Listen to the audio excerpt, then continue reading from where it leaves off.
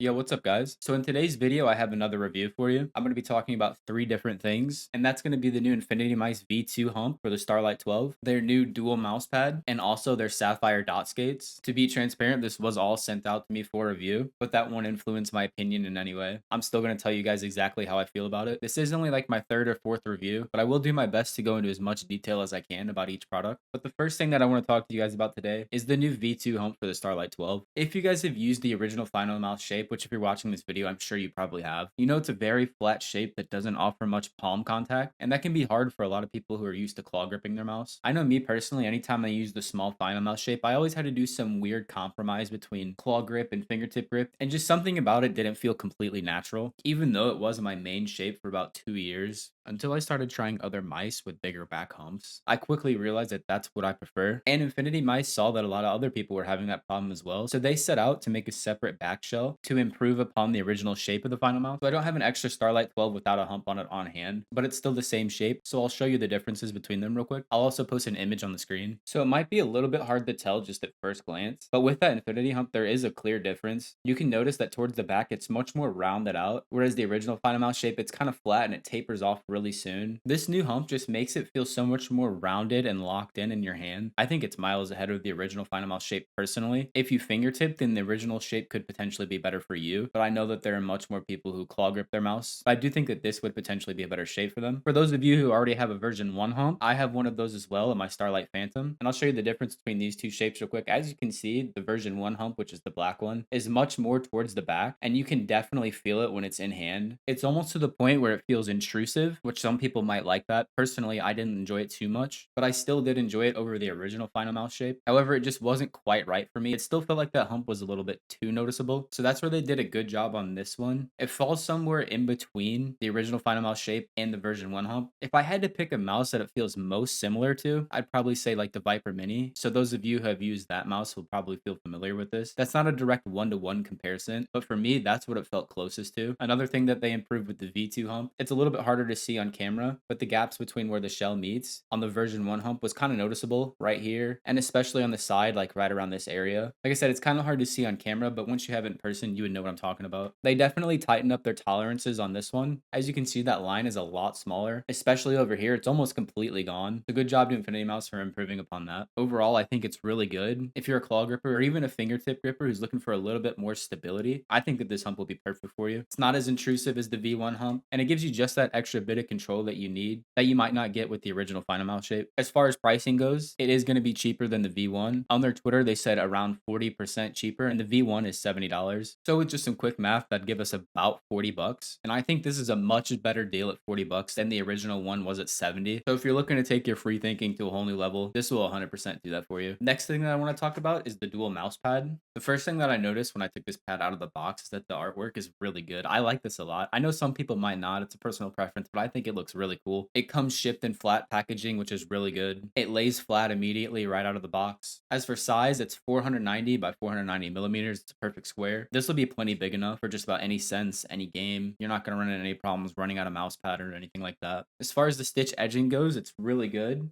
It sits just slightly lower than the pad. No pad that I've tried so far has been able to copy artisan style stitching, but this right here is really, really close. If I had to rate it out of 10, it'd probably be a 9 with artisan being 10. And I haven't had any fraying on the edges. I have put about 2 to 3 weeks of use in this pad, and I play a lot. So usually I start to see some fraying or discoloration pretty fast, but with this pad, it hasn't been an issue at all. For the base, on the website, they say it's pour on like, and as far as softness goes, it feels closest to an artisan soft. So it squishes in a little bit. There's a little bit of give. Your mouse isn't going to be sinking into the pad. One issue that I did have with base is that it does slide around just a little bit. It's not too bad. You know, during gameplay, it might move a little bit. Like I start the session out like this, and then it ends up maybe like that. It's nothing too crazy, but maybe something that they could potentially improve on in the future. It isn't bad by any means. It's still a really good base. Now for the most important thing, which is the surface. It is a more control styled surface. If we have a line in the middle and, you know, this side's speed and this side's control, I definitely think it's just a little bit more towards the control side. It isn't a mud pad at all, but you do feel that static friction, just that little bit of tug when you try to start to move your mouse. It still did fairly well for me in faster games like Apex and Overwatch, but I think this pad would shine even more in attack shooters like Valorant or even CSGO. If you have faster skates like Tiger Ice, for example, that's going to speed this pad up a lot, and it's going to feel even better in those fast-paced games like Apex or Overwatch. So that's something to keep in mind if you play those games. If I had to pick a couple of mouse pads to compare it to, I'd say it's like a slightly faster GameSense Radar or a slightly slower GSR SE Rouge. It's not as smooth as those two pads. It still has a little bit of texture, but it's nothing close to like a hybrid pad would be. It's still really smooth, so it's going to feel really good to use. It feels good on your arm. There's not a ton of noise on the pad. There isn't a ton of feedback. It's just an overall pretty pleasant experience. My only gripe with this pad is that I wish it came in a mid version. This pad is 3.5 millimeters, so with that soft base, it does give it a little bit of squish, and with that already slow control surface, that just makes it feel even more slow to me. That is a personal preference, and I'm sure using the Sky Pad for probably a year plus has kind of pushed me more into the direction of faster pads. But I think that if this pad came in a mid version, that would make this pad feel so much better. I think it has pretty good static friction, even though it's sort of on the higher end. The dynamic friction is probably somewhere in the middle. So adding that mid base to where my mouse isn't sinking in quite as much would make this pad feel so much more balanced. Keep in mind, that's my personal opinion and what I would like to see for it. I know there are some people who enjoy the soft base and the sinking in, but over time, that's just something I've grown not to like. Usually it's $50, which I still think is a really good deal for this pad. Like I said, I put 2 to 3 weeks of hard use into it. I'm talking about,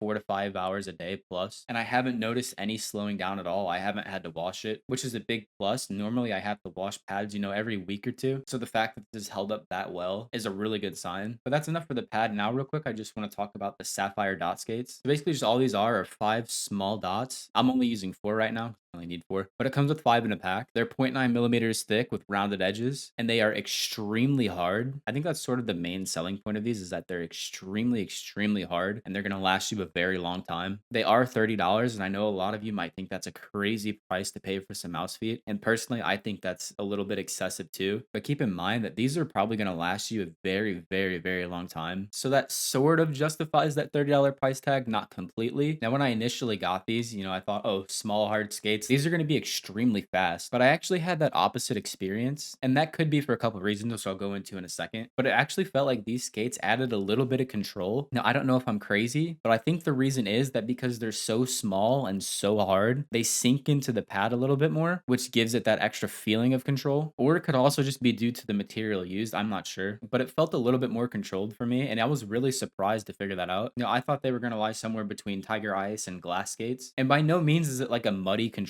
feeling at all. It still feels really balanced. Using these on a hybrid pad, it's still doable, and I wouldn't call the experience unpleasant. It's just a little weird. Because the skates are a little bit slower, the actual performance that I get out of a hybrid pad is pretty good. It makes those pads feel a lot more balanced and usable, but the downside is that it's going to pick up a ton of that texture and make a lot of noise. So if that's something you care about, keep that in mind, but if you don't care about it, then a hybrid pad could be a good option for you. Another thing, do not use these skates on glass pads. They even say that on their website, and it should also just be a pretty well-known fact that you shouldn't use super hard skates, like these, or glass skates on a glass mouse pad. It could scratch it. It's going to be noisy. It's going to feel scratchy. It's just not going to be a pleasant experience at all. But I made the sacrifice for you guys. I tried it myself. I played an hour or two with my Sky Pad with these, and I can with 100% confidence say that you guys should not be doing that at all. It was not a good experience. But overall, these aren't bad. Tiger Ice are still my overall preferred skates for most mousepad choices. However, I do think these feel really good on, like the GSRSE or the Artisan Zero Mid. So just keep all those factors in mind if you're thinking about buying this. Will they be my new main mouse skate? No, but overall, still a solid product, especially if you're looking for something like this. Anyways, that's going to wrap up this video pretty much. Like I said, I'm still pretty new to these reviews, so if there's anything that you guys would like to see or think I could improve on, please leave that in the comments below. I have a few more of these coming up that I plan that I'm pretty excited to do, and I'm hoping to do more in the future because I really enjoy testing new peripherals and helping you guys out with your choices. If you guys did enjoy it, please do leave a like and a comment, and don't forget to subscribe. Like I said, I'm going to be having more of these coming up soon in the future. If you guys want to see me test out different peripherals live, I change them all the time. I stream almost every single day at my Twitch, which will be linked below. If you guys have any questions about anything, my Discord is a good place to join, or you could follow me on Twitter and ask there. But that's going to wrap this video up. I hope you guys enjoyed this, and I hope you guys have a great rest of your day. Peace.